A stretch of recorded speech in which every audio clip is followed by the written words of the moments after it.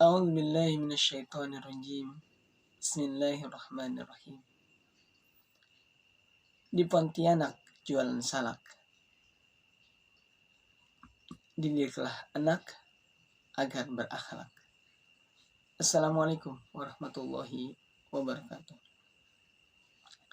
Alhamdulillah, wassalatu wassalamu ala rasulillah wa ala alihi wa mawala, amma ba'du. Sahabat-sahabatku yang dirahmati Allah Subhanahu wa ta'ala, kita sering dapati bagaimana dalam kesadaran kita bagi yang sudah berkeluarga itu adalah seorang anak, yang mana mereka ini adalah bagian daripada amanah yang Allah berikan. Jika kita tidak menjaga mereka, maka mereka tidak akan bisa dikontrol. Mulai penjagaan dari mulai kecil, kemudian mulai membesar, dan hingga dewasa. Jika tanpa ada pengontrolan dari kita, maka dia tidak akan bisa dengan mudah untuk terkontrol oleh orang lain. Oleh karenanya, kewajiban kita, sebagaimana yang disampaikan oleh Sayyidina Ali rahimahullah ta'ala, ada 3 hal yang beliau sebutkan itu perlu dilakukan.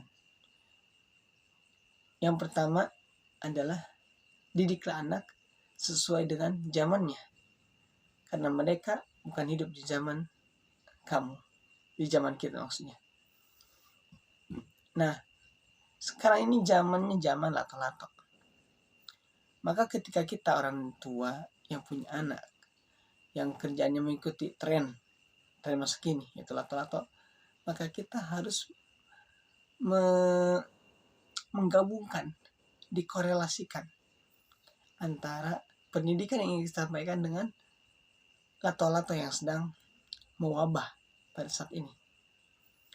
Bagaimana karena lato-lato ini ada orang justru dia fokus dengan itu, menghabiskan waktunya dengan lato-lato, makan dengan lato-lato, ke masjid bawa lato-lato, ke sekolah begitu juga, lato-lato di mana-mana berada, dibawa terus, tidak tertinggal.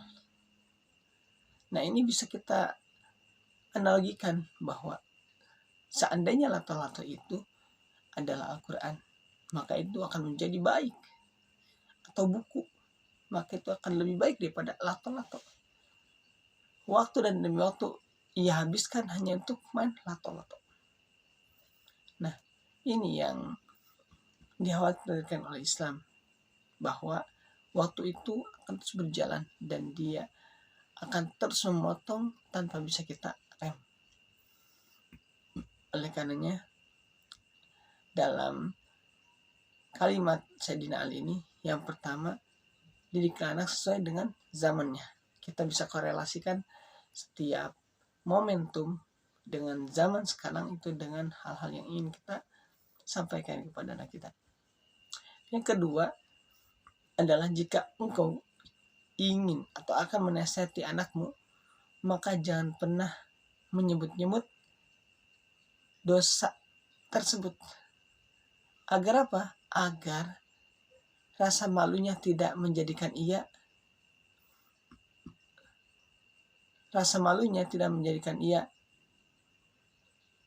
sakit hati. Karena kalau seandainya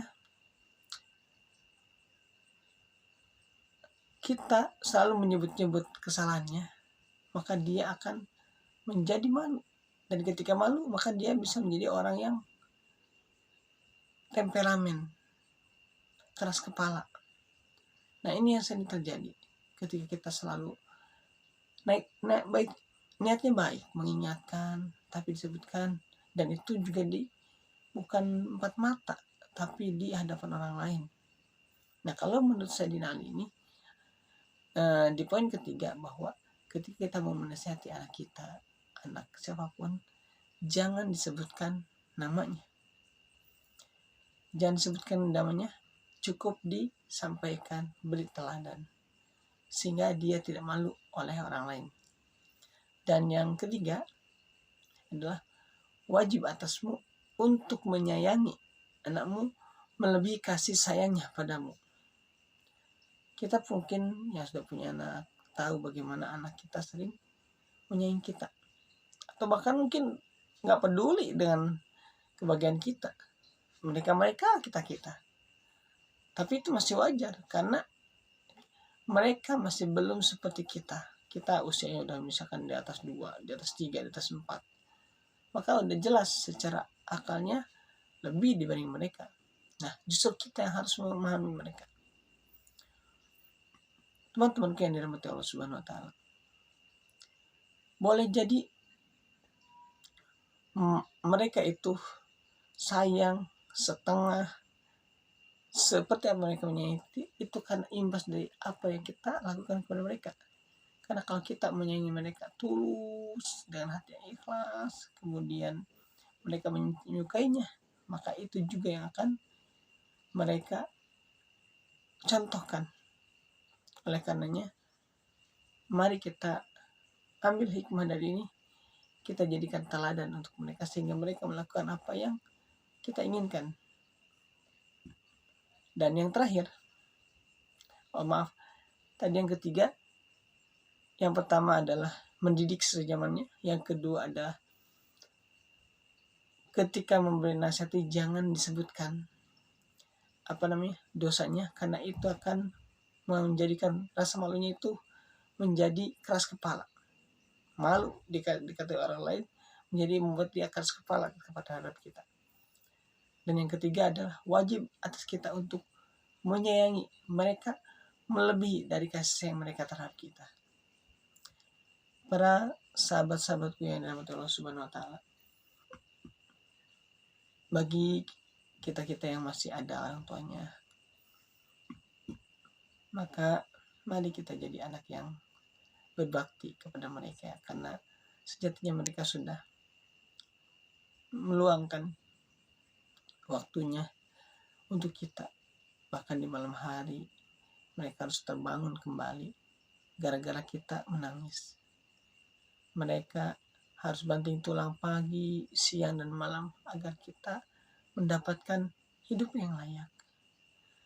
Mereka terus berdoa agar kita menjadi orang yang sukses.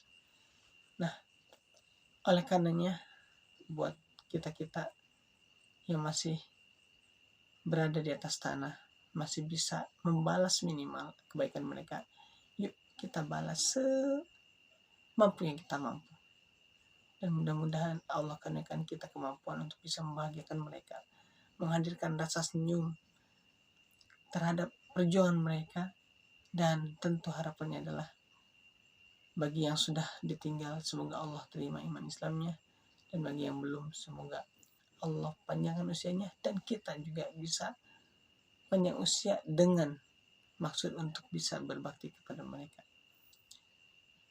Teman-temanku yang dirahmati Allah Subhanahu wa taala, barakallahu fikum, dan kebahagiaanmu adalah kebaikanmu.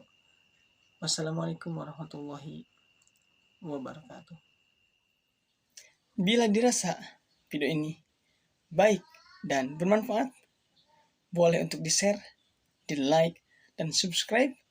Dan bila ada kritikan serta saran untuk perbaikan, boleh juga disampaikan melalui kolom komentar. Semoga Allah menjadikan kita sebagai sumber kebaikan.